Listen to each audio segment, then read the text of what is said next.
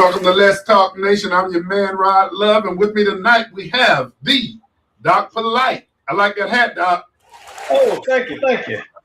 I've been running around getting hats and all that stuff. You know, this bald head get cold. You coming with a number of different flares lately, man.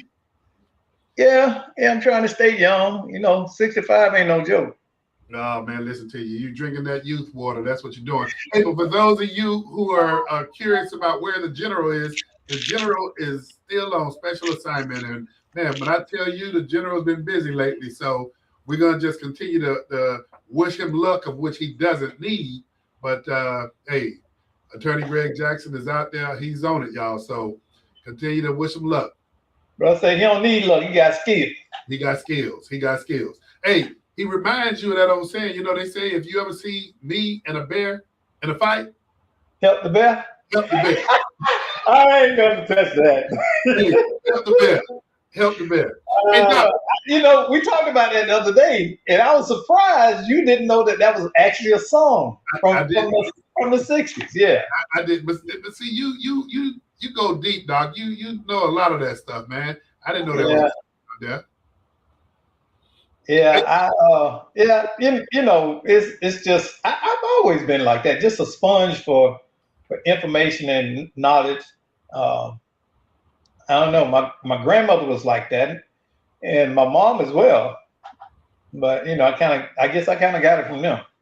But man, I tell you, I don't know where this comes from, man. But I'm just a political junkie sometimes, man. Trying to get all the information on both sides, man, trying to figure out what's going on. So we're going to talk a little bit about that tonight, Doc. Also, Doc, let me ask you a question. Do you ever wonder, or you ever curious about where do those people go that promise everything when they're running for office? And then if they don't win, it's almost like the it's the take my ball and go home phenomenon. That's what I call it. Yeah, but that deal that they do with professional athletes and celebrities, they go back and ask, where are they now? Mm-hmm. So when it comes to serving in public office, when it comes to politics, when it comes to being a candidate for office, I'm just real curious, man. I mean, and this is not a hit to anybody, but we hear people promise the star, the moon, and the sun, and talk about everything that they are presently involved in, but then when it's over and they don't come out on top, I'm curious sometimes, where are they? Well, Ron, I tell you, one of the things I've noticed now, in particular, and it's not just Central Florida. I want to say that first off. Yeah, you're right. I think what happens is people feel rejected by the voters, and they feel that the voters have rejected their idea. And some of them, while their heart was in the right place, their heart wasn't their full motive.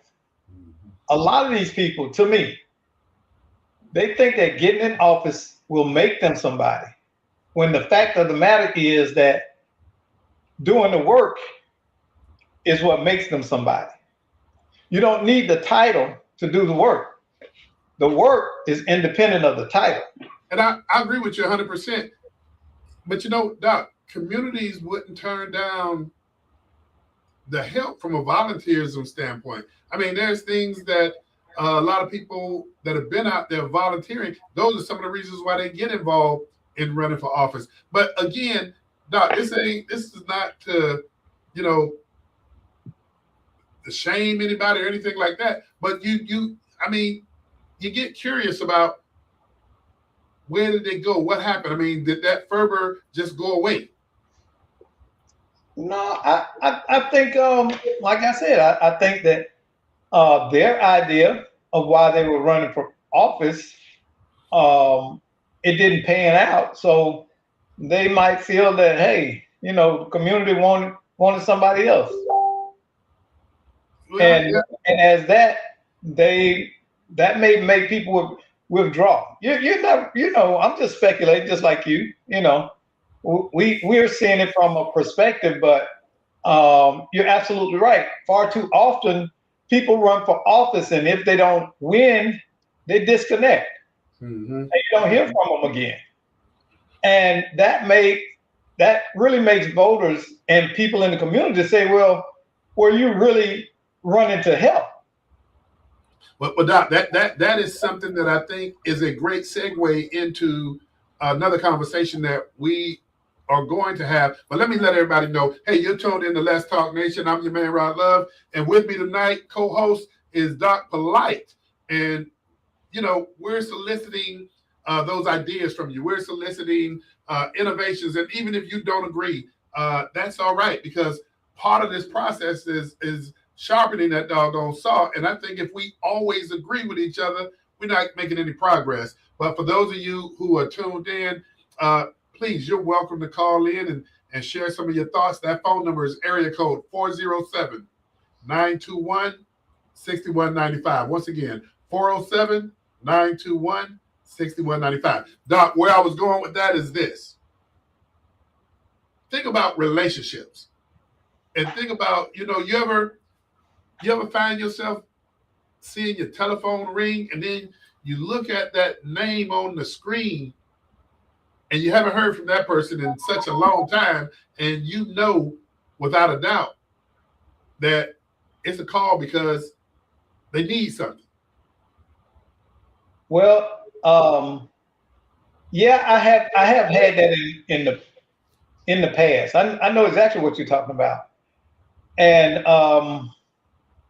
I've learned some tricks to kind of eliminate those kind of calls. What are some of And those tricks? well, one of them is um, don't you do it. Be the resource to teach them how to do it. Whatever they're calling for, turn it back around on them. You have to turn it around on them and say, "Well, did you try this? Did you do that? Okay, go do those things first, and come back and let me know how it goes." Put the work back on them. Right. Because oftentimes people will call you because you may have the ability to make the road easier, lighter, or whatever, and they don't want to go through the process. Well, everybody got to deal with the process. Mm-hmm. Okay, that's where your strength comes. When you can endure and go through that process and come out, then you don't need intervention. I don't need Rod Love to go talk to the mayor if I myself work to establish a relationship with the mayor and with City Hall, and it's one built of mutual respect and support. Then I don't need Rod Love to go let me talk to the mayor or tell the mayor this. I'm just using that as an example. Yeah, and Doc, there's some other things. I mean, come on, let's be frank. Because there's not enough time in the day, the week, the month to just be directly engaged with a little bit of everybody. It's just not enough time. But here's some of the things that you got to think about doing. Because we have so many venues for communication now. And I do it. I'm going to just go ahead and say I do it often. I'll shoot a text out, man, to people that I have a relationship with to say, hey, how's it going? Just touching base with you. I mean, it doesn't always have to be picking up the phone or saying, hey, let's go grab a bite to eat. Let's go. But coffee works for everybody. Everybody got to eat. But just simple things such as those text messages, emails, maintaining some level of continuity of relationship so you don't look up and you haven't talked to a person in a year or so. And when you see them pop up on your phone, you know it's something up. Yeah, and a lot of people don't learn that, especially at the entry business level. And Representative Anton kind of touched on that last week, where he was talking about how he reached across the aisle. He had those relationships that he built before, and he did a good going up there, and that's what you got to think about. Be of service also. meet people and see what they need. See if you can help them before you go to them and ask for their help. What But is it that you that was know? a teachable moment by him because he was basically saying he didn't wait until the legislative session started for him to develop a relationship with the Speaker of the House. But if Right? you got to wait till the session start to do that, it's already too late. Yeah, you running up there and everybody. Now the person got a line around them, and everybody's trying to ask for favor. Them people that have a relationship, guess where they're gonna go? To the front of the line. Hey, Yeah. I know Bruce. You know what I'm saying? I know him. So we had lunch the other week. I know about his kids. He know about my kids, and those sort of things because people always want to work with people they know share their values. And Doc, it's never too late to start developing relationships. I mean, and I would advise, young people even more so in terms of developing those relationships. Boy, you start it young, then it's going to come real natural to you as time goes on. But, some of the people that we've seen that have mastered, and I'm going to bring this person up because I think a great deal of this individual, and I see how they move. And that is Dick Batchelor, who was a former House of Representative. Dick knows a little bit of everybody, and Yeah, not just in Central Florida.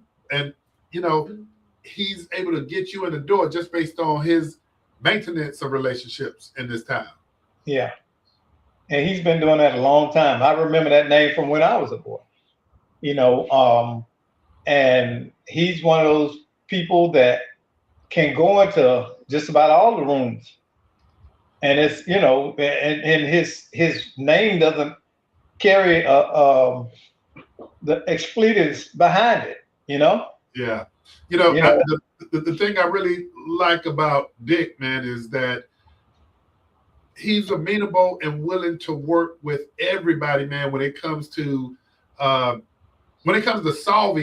problems. And you know what? We don't need to just stay focused on community-based issues.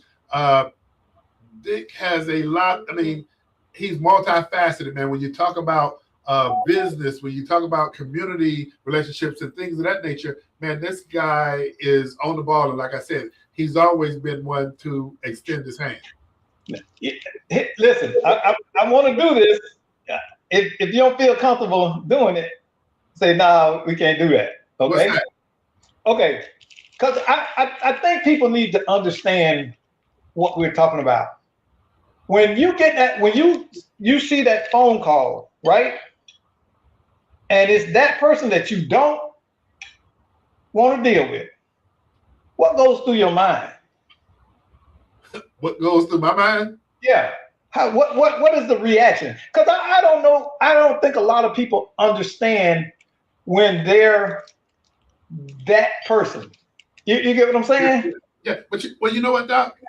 I will say to you this: there's nobody really that I take a position. I don't want to talk. I'll talk to even hey, Doc, even some of my nemesis. I will gladly have that conversation because you know whether or not or where that conversation is going. But to your point, I will tell you that I do think long and hard, when you have those situations because you never know. And I'll tell you, and I won't name this individual, but me and an individual, we had a difference of opinion, let's call it, and we would see each other in public. We respect each other, but we would make sure we would go our separate ways.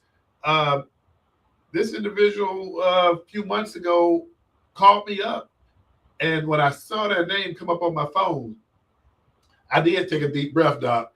Took a deep breath because I was like, okay, where is this about to go? But I took the phone call, and I'm glad that I did because that individual was reaching out, invited me to go break bread, and we were able to put bygones behind us.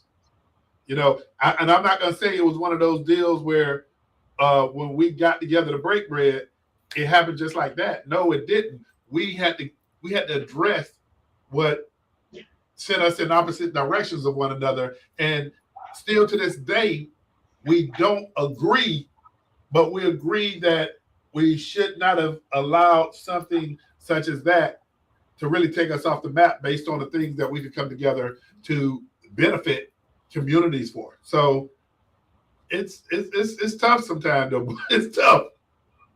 But do you feel that that's the way? Well, is that the way to handle it, or is that how Rod handles That's how I handle it. But it? Doc, I got to be totally honest with you, man.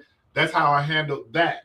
Um, am I proud of how I may have handled some other situations where I just, outright said, you know what, enough is enough. I'm not going down that path anymore. On some situations, Doc, I mean, again, I'm not proud that I've kind of closed the door on certain situations, but you get to a point, and it's individual for everybody. You may handle something the way you want to handle it, and other people are going to do what they need to do for themselves. Well, I tell you, I have two ways that I handle it. I either don't deal with you no more, and I tell you why. I lay it out for you, and it's usually because you have either knowingly lied on me or about me, or you have blatantly disrespected me. And those are two things I don't deal with. And the reason I say that about the lying is because I'm not gonna lie on me. Mhm. I'm not. I will tell if I did something or I was behind something. I will tell you. You will know. I don't throw a rock and hide my hand. Number But one. but And Doc, usually when I'm addressing people, Rod, it's a problem. It's not them. You understand? And that's the other thing. If we got a disagreement over a problem, guess what? We cool. I can come and talk to you and work with you because the problem was the problem. yeah, yeah. You see what I'm saying? We ain't agree on it. That's okay. I don't get mad because you have a difference of an opinion about something than I do.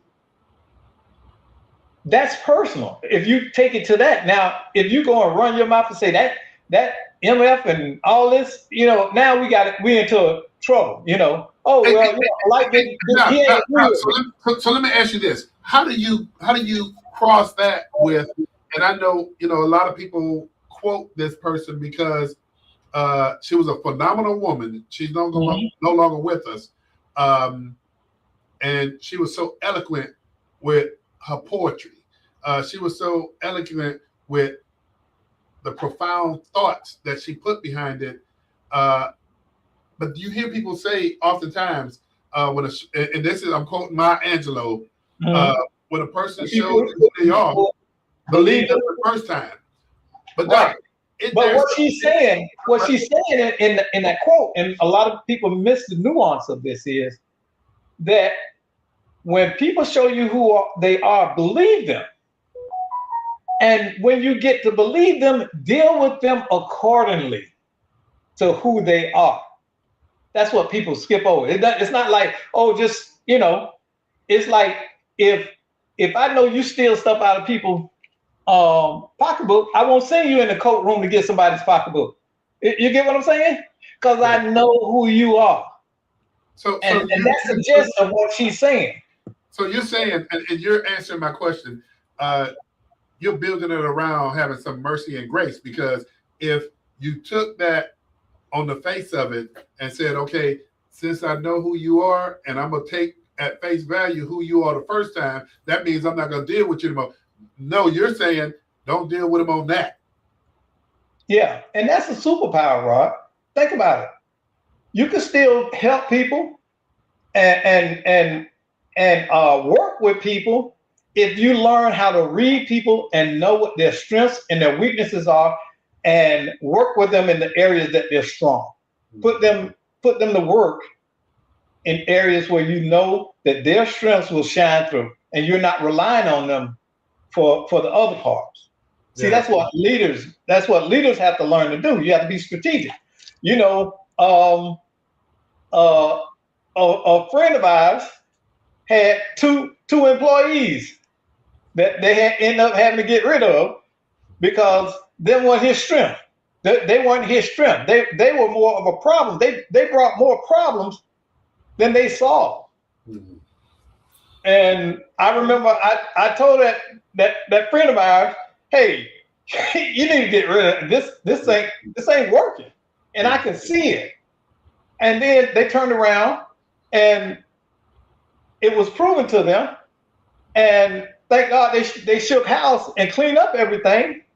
And now it's running much smoother for them because they were keeping their problem at the forefront. And the problem was that those two employees didn't have strengths in them areas at all. Hey Doc, here's something, man. I want to lay out for you because you used to be an Orange County resident. Now you're a proud Lake County resident. But Doc, Orange County is expanding the number of commissioners. I think, well, come this election, it'll expand from 6 to 8. Mm-hmm. And so you'll have 2 additional districts. Doc, we've had conversations about being able to measure leadership. I think, man, that is going to become more important now than ever before. And when we talk about measuring leadership, talking about how are you actually impacting your constituents. And I mean, everybody, once you're in office, you have a track record. You develop a track record. The question is, how effective are the citizenry measuring? And there's not an instrument or an organization per se.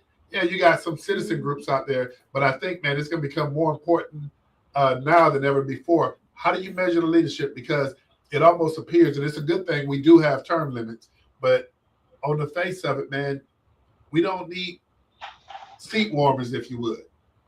Well, the first thing I would tell you how you know you got good leadership. The good leadership is going to come in, and the first thing, they're going to see what the triage issue is. And what I mean by that is, what is the key problem area that most of the constituents are dealing with in my district? What is it? I went around and did basically a survey on a campaign. I won't say who campaign it was, but I told them, I said, I went around and here's what I found out. The majority of the people in your district are struggling with utility bills. I said upwards of almost 70% of them are dealing with monthly utility bills in excess of $350. And I told them this is the thing that you can use as an issue to run on. How you will address this? How can you assist them in that? And they chose to listen to their wife, who has never worked on a campaign, and they ended up not winning. You cannot ask people to make you a leader and you're not willing to listen to what they tell you is the main problem. When they say keep the main thing, you have to keep it the main thing. And that's what these new commissioners are going to have to understand. One thing I can say now about District 5 Orlando, when Regina Hill was in there, I don't know Shan Rose. I don't wish her hate or anything or nothing. I'm indifferent towards that. But one thing I can say is that at constituent level, Regina was able to get in there and help people with what they call pocketbook issues. Those things that are dealing with unexpected bring chaos or issues to a family. And she did that from day one. But one of the things, man, that I think is important to take place is law enforcement utilize what's called CompStat. They would look at what are the issues where are the majority of calls for service, what type of calls for service, so that you can understand where to target your limited resources at. I think that is something in particular when you look at single member districts.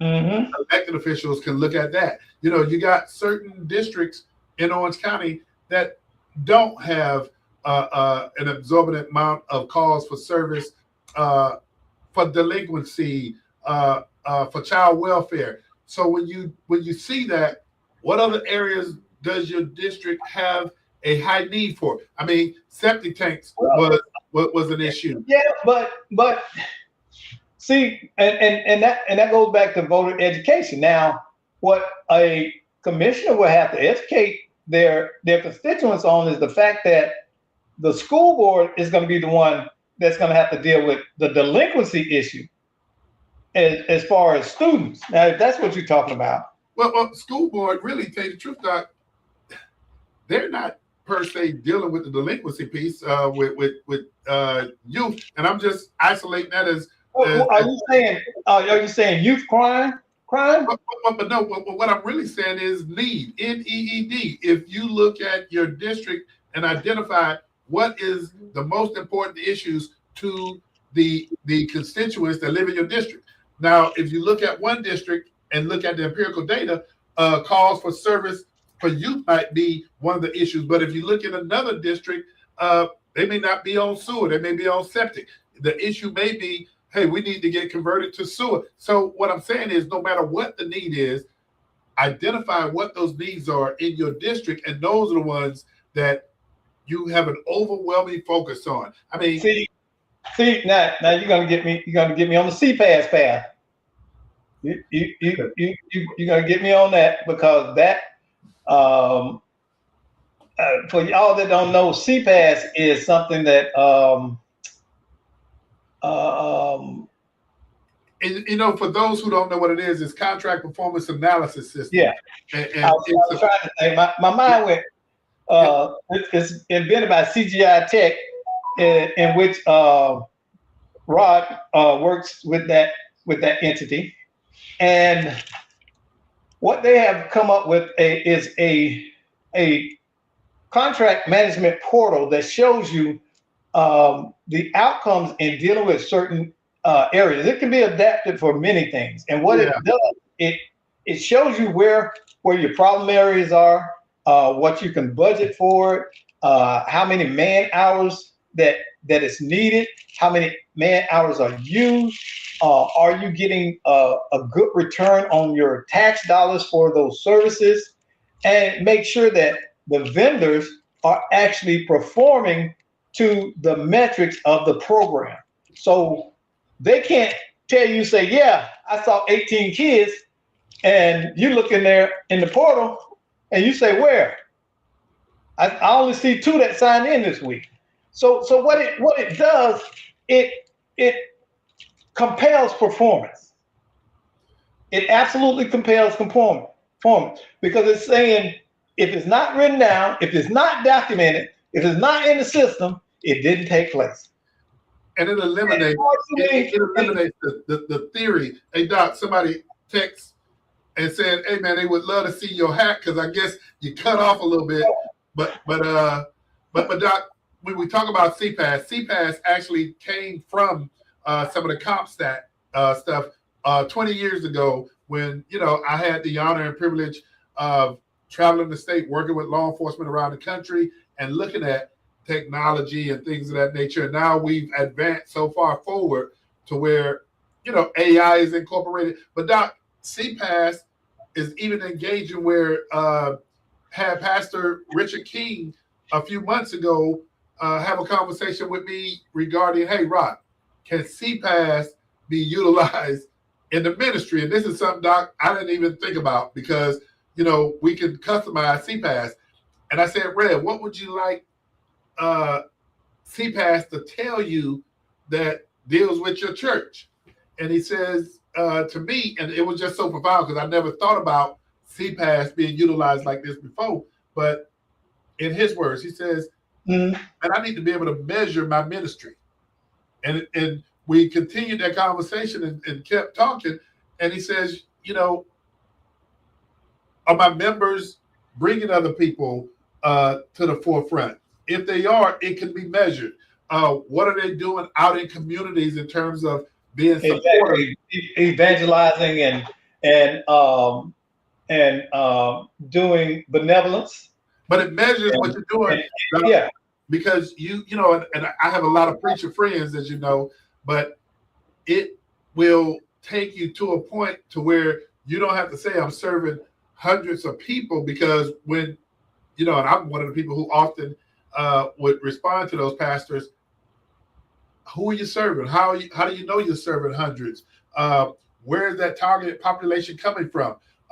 What's the breakdown of ethnicity? What's the breakdown of male, female? Those are the things that once you break that down, it helps you navigate a whole lot better too. Yeah, and you're not flying by the seat of your pants. You're right.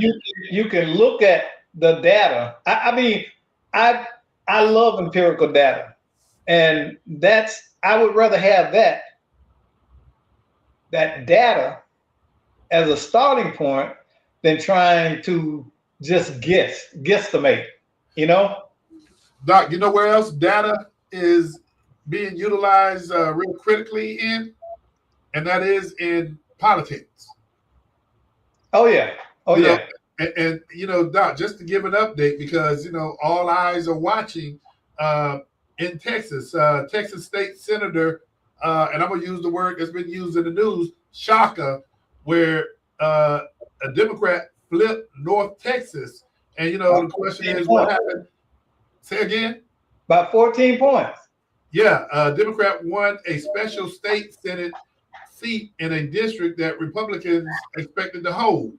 And, it goes on in terms of why it matters. Individuals are paying attention to what takes place in politics as well, man. So empirical data matters no matter what it is you're doing. Yeah, but we're living in very interesting times, because I meant to tell you this before in our pre-show talk.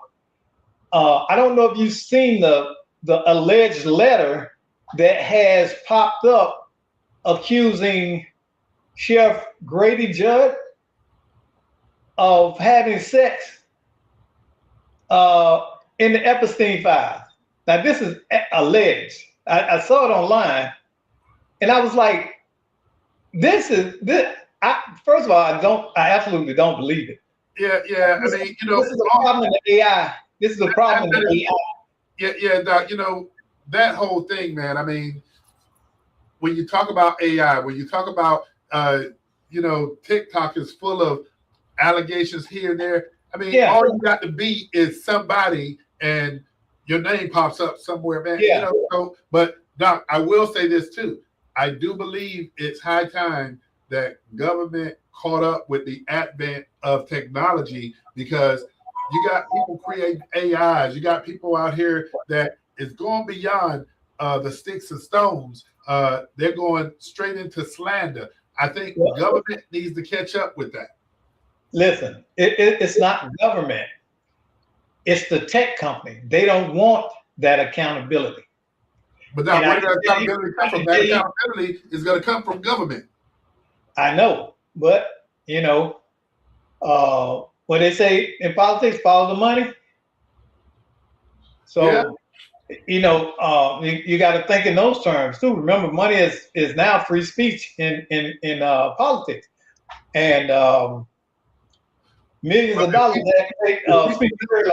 If people knew that if you go out and you're going to make a statement and you're going to slander a person, and you realize that you got to stand behind your words and you got to back the words up with proof, then I think you'll see a limited degree of people actually going out on a limb. And all you got to do, right now, we have the technology to do it with the blockchain. So you bring the blockchain in. Okay, a blockchain is a a sequence of numbers that can't be replicated. Most of them are, well, the basic blockchain is like 128 characters wide. Okay. Now there is a reader that reads that blockchain, that deciphers it. That's what crypto is built on, the blockchain. You can't fake that number. Well, blockchain can be used in identity as well. And if you got a blockchain number, it can't be duplicated. The only way it can get out into the wild is if you put it out there. Then that's on you. You're responsible.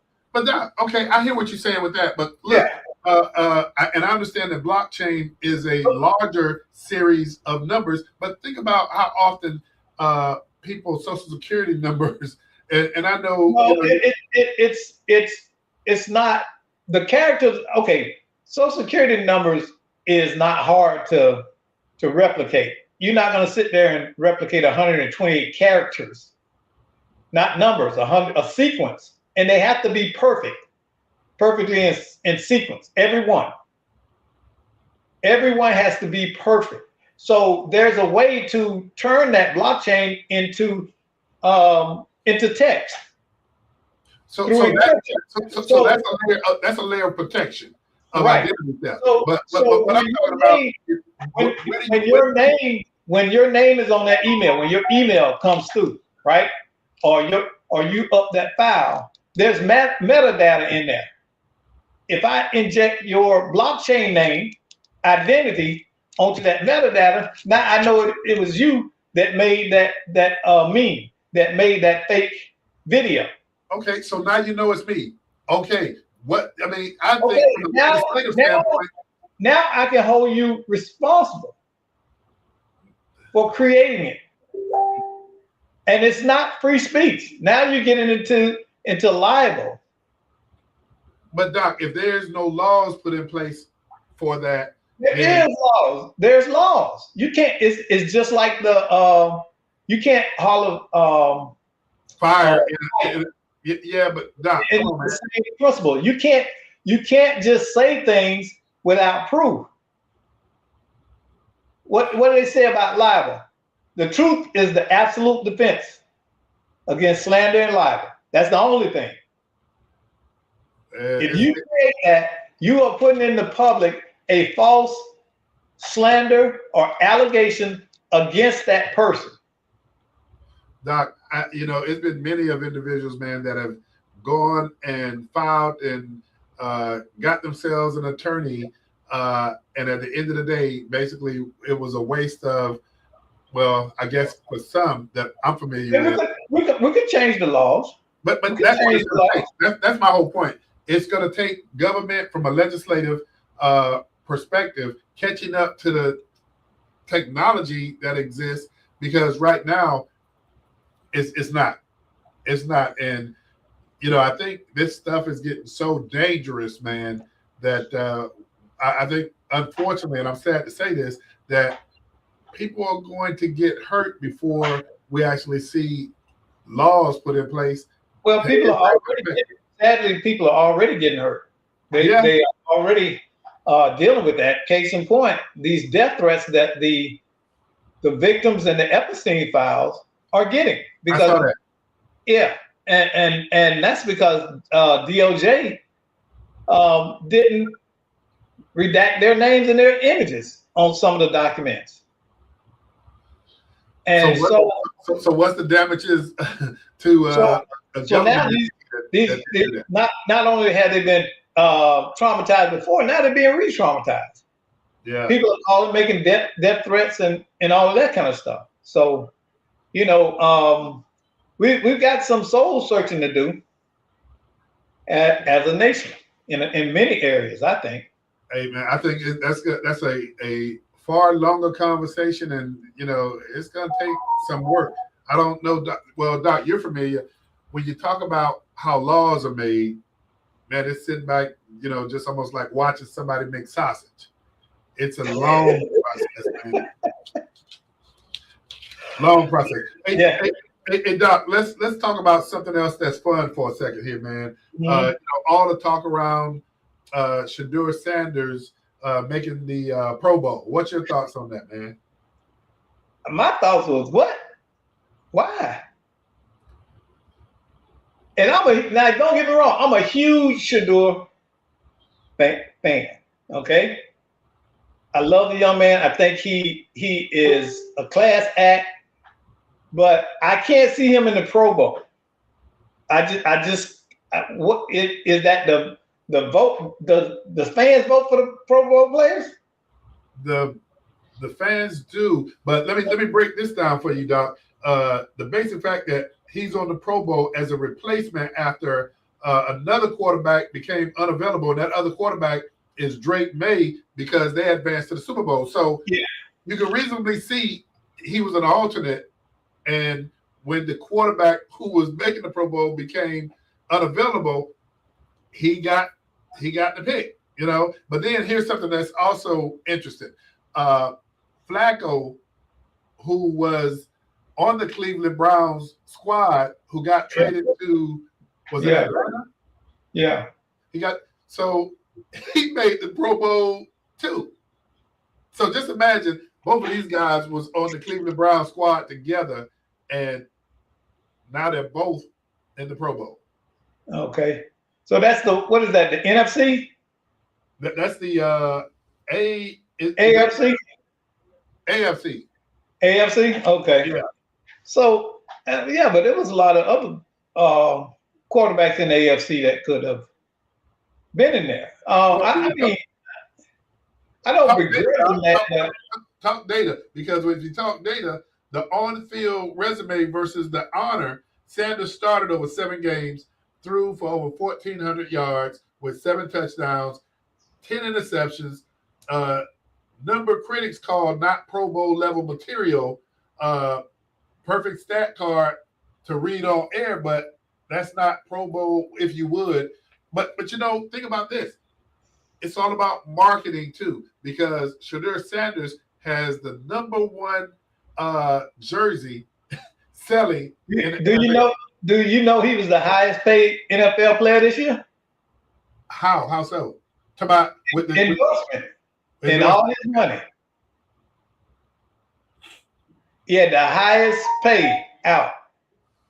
Well, one of the core controversies is many say popularity, celebrity plus family name. And come on, you can't discount the fact that, and I don't blame him. I mean, this is Deion Sanders' son, but they've been able to master marketing the family as a brand, and you can't knock them.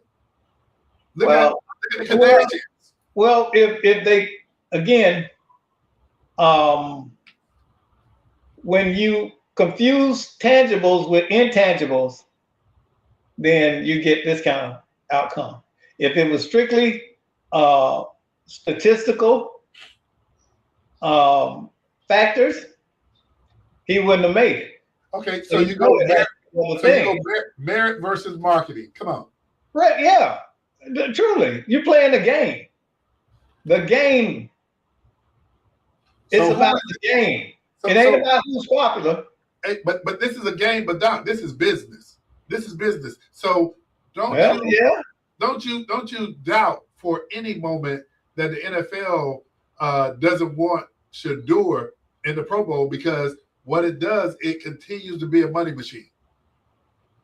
Of course. But at what point do you? I don't know. Had it been me, and I'll tell you this, I wouldn't have accepted it as a player.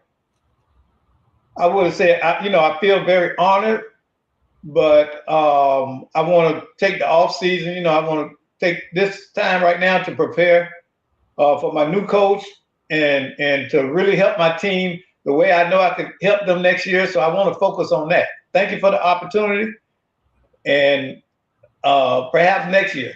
Hey, Doc, that sounded so noble coming out of your mouth. I would have, because number one, you got to grow into the Pro Bowl. But Doc, this is business. This is business. I don't care. Everything ain't about. So See, all you need to do is everything go out ain't on about. the field and get that one bad hit, and your career is gone, and that means your earnings and potential earnings. These are grown men playing a business game. Okay, and can't that happen in this Pro Bowl? And he's in the Pro Bowl making more money too. I understand that, but it goes back to the marshmallow test. Remember we talked about the marshmallow test over the weekend? Hey, so then Do you delay gratification? we talking about the marshmallow test. You're right. And so I want to hear what you got to say with that, because if I recall correctly, and Doc, explain the marshmallow Okay. test. Huh? Explain it to people. Okay. The marshmallow test is a test that was done where kids were given an opportunity to wait for 3 minutes and get 3 marshmallows or get 1 marshmallow right now. And Western kids tended overwhelmingly to wait the 30 minutes to get the 3 marshmallows, while other kids from third world nations tended to take the marshmallow right then. Okay? And the marshmallow test shows the difference between delayed gratification and instant gratification. And of course, they were saying, well, the instant gratification was the wrong choice. But the reality is, it's just what you said. It could be that you get hurt and you never get to the 3. You're or right, something happens, you never get to the 3. So do you take that right now? Yeah, but there's so many cliches. You can go ahead and counter that 1 marshmallow, 2 marshmallow deal. And one of the cliches is simply this: bird in the hand is better than 2 in the bush. Right. And then here's something that we see more times than not, that when somebody wins the big lottery, they don't say, okay, I'll take the payout over the next 20 years. They get that one big payout. So that immediacy. And then the other issue with that is, think about what you can do with that money in your hand right now versus trying to plan out what you anticipate you may very well get. Well, most people don't think long term financially. And a case in point, a young lady recently won the lottery, and she took the $1,000 a week for life instead of the lump sum payout, and people were upset. Well, Doc, I'm gonna counter you again. Publishers Clearinghouse. Yeah. You got individuals that won that, and you had a lot of them that took getting, what was it, $100,000 a year for the rest of their life or something like that. And then Publishers Clearinghouse went bankrupt. Another company bought it, and the company that bought it is not honoring that payout now over an extended period of time. They're only honoring those payouts under, since they bought the company, and people have won since they bought it. So think about those folk that think to themselves now, man, I should have done it all at one time. So, nobody has a crystal ball. You don't know what's going to take place in the future. And so, you can get the one payout, and tomorrow the economy crashed, and it costs $1,000 for a loaf of bread. I'm just saying, you never know. Different things can happen. So Well, man, I'm gonna reference some of those people that do know. Michael Irvin, who of which is a Cowboy great. He's a great. Michael Irvin talked about Shadua going to the Pro Bowl, and he basically said, "Hey, man, this is commercial engagement." His deal was, these are things that are business related. Think about Dak Prescott when he got hurt when he was waiting for a new deal from the Dallas Cowboys, and he got hurt 2 seasons ago. he is very fortunate that Jerry Jones honored that deal and he came back and signed a mega contract. But Doc, that don't happen that way for everybody. Look at the guy who got traded away, Micah. He had to go to Green Bay to get a big contract. Yeah. And now look at what's the guy from Cleveland that was out? From Cleveland. That was the quarterback, and he was out this year. Mondo. What is it, Mondo? Deshaun Watson. Oh, Deshaun, yeah. He's been out for the last couple of years, man. He told him yesterday to go ahead and trade him. He see the writing on the wall. We should do it. Say go ahead and go around it. But Doc, what other team is going to want to pick up that contract? A $220 million contract. I think he got it 2 years ago. I think it was a 4-year contract, and he's going into the 3rd year. He was suspended the 1st year. 2nd year, he's been injured, and Doc still got a couple of years left on that contract. Who's going to? Maybe they can negotiate it down. I don't know. And those NFL contracts, man, they didn't used to be guaranteed like a lot of them are today. Those NBA contracts, those guys are, they're laughing all the way to the bank. But these NFL contracts, you got to get as much of your contract in your signing bonus as you possibly can. Man, I'm all for these guys getting the money now, because when you think about the history of what players used to get paid, it's obscene. I mean, it's really obscene. Well, when you think of some of the greats, and Doc, with time changing, I mean, we're always going to be, remember the Tony Dorsetts of the world. He thought he was getting paid back in the day. Walter Payton. Yeah. They were getting paid. Well, in that era, in that time, they thought they were. Jim Brown.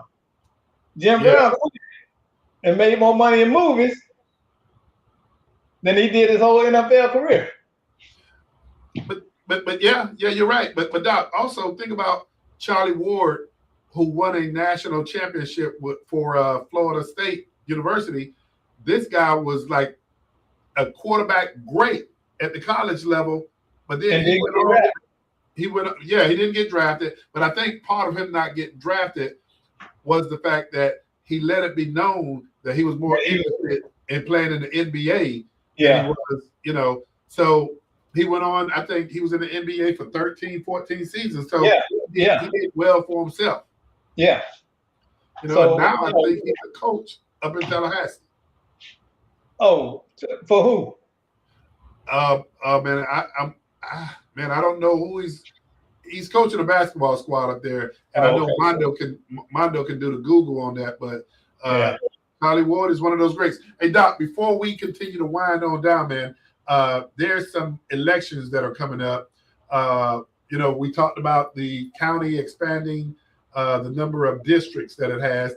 The county has a mayoral election that's taking place. You got 3 candidates that are running for Orange County mayor.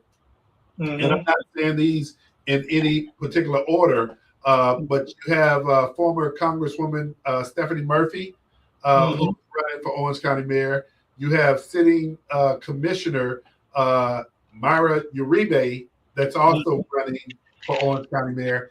And last but not least, that is the clerk of Orange County. You have Tiffany Moore Russell, who was also a former Orange County commissioner that's running. And so I think, I'm just really waiting to hear more about what these individuals have to say. What is their platform going to be for Orange County? I think year to date, and, Doc, I'm going to depend on you. I'm going to depend on Armando to help navigate me in terms of this little history. Okay, so let me make sure that we. But Doc, let me other people because. Doc, let me finish this. Let me finish this.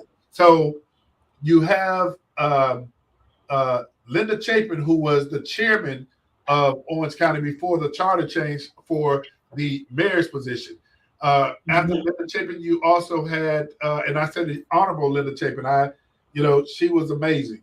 You also had after her, who was also a chairman of Orange County, was United States Senator and HUD Secretary Mel Martinez. In that order. After Mel Martinez, you had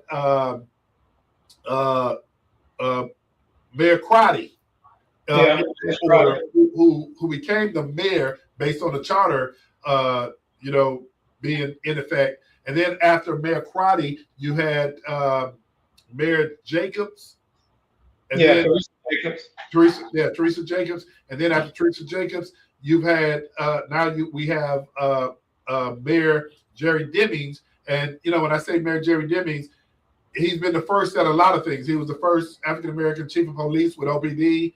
And Doc, I believe he was the first Orange County sheriff as well, correct? African American, yes. African American, yeah, I'm sorry. The public safety director. Yeah, for Orange County, and then subsequently became the first African American mayor of Orange County. So in that order, and so now we're going to have a new slate of candidates and leadership, and it's just going to be interesting to really see what their focus is going to be. Yeah, I wanted to give the whole list so we're not seen as partisan to anyone. The whole list of Orange County mayor for the next term is Saraz Ali, Randy Fust, Stephanie Murphy, Myra Uribe, Chris Messina, and Tiffany Moore Russell. Those are all. How many candidates is that, Doc? 7 candidates. Okay. They have filed to run for that office. I know Russell and Stephanie Murphy and Myra Uribe. All of them are long-time strong public servants, and they certainly will bring a wealth of knowledge and experience should they win. And you can never go wrong with that. Sometimes people don't understand the power in having a broad resume in politics. It means that you can walk into many situations or offices and you can hit the ground running because you have an expectation of what takes place, what the customary order of business is. So that's a super strength, It's like when you stepped in and you took over the commissioner seat for Orange County, you shocked people because they thought you was going to be confused, and you came in up from day one, and you started effectively running the community. But and I think, Doc, a lot of it is, and I hate to call myself this, but I was once a bureaucrat. When you look at the fact that I worked for several governors, Governor Jeb Bush, Governor Lawton Childs, Governor Charlie Crist, and Governor Scott. So I had something in my background to help me. But Doc, before we run out of time, we talked about Orange County. And boy, you did catch me off guard because it's 7, not 3. But I think also when you look at those financial reports, you can start seeing, who are those serious candidates going to be because they're going to be able to get their message out. But one last thing, Doc, we also have a major race in the second largest municipality in Orange County, and that is the city of Apopka. And we have, and I will say it, and I'm proud to say it, a good friend, the incumbent Mayor Brian Nelson, who's running for re-election. And we'll talk at a later date about basically the work that he has put in. But you also have former school board member and sitting Orange County Commissioner Christine Moore that represents District 2 in Orange County right now. And last but not least, you have City Commissioner Nestor, who's also running for the mayor's office. But the thing I love about this is the fact that when you are in office, you have a track record that you can articulate and tell people not what you're going to do, but what you have done. And one of the things I can tell you, man, sitting up on the dais myself, when you're sitting up there, it's you and the issue that's in front of you. And you got to think about what's going to be best for your constituents. And when it's you up there on the dais and you have to go ahead and let your vote be heard, it's not an easy thing, man. And I'm going to tell you, I didn't think it was easy when I was sitting on the dais. I give those folks a great deal of credit because, man, you got to have thick skin. But the other thing that you have to do is, man, you got to advocate for your constituents, and you got to be willing to go to bat. Once you vote, whichever direction you vote in, you got to be able to stand behind it. I agree. I agree. And again, you're looking at people with a wide range of knowledge. I've always been partial to the Nelsons. I've known the family a long time. I like Mayor Land. I got introduced to them years ago, and they have always had a heart for the citizens and Apopka itself. That's never been far from them. Yeah. So, but Doc, I don't want to cut you off, and people don't know you co-host and you're executive director, but you don't hold my feet to the fire in terms of time. But it's 8:01. I'm sorry, I went 30 seconds over. You ain't got to go home, but you got to get out of here. Okay, go ahead. Hey, but Doc, I don't disagree with you whatsoever. And there's going to be 2 debates taking place regarding the city of Apopka and the mayor's office. We will get those dates to individuals, but hey, we enjoy you joining us with Let's Talk Nation. Me and my buddy Doc, the general, will be back soon. He's on special assignment, and we know he'll be victorious. Doc, you don't have to go home, but you got to get out of here. We'll see you next week on Let's Talk Nation.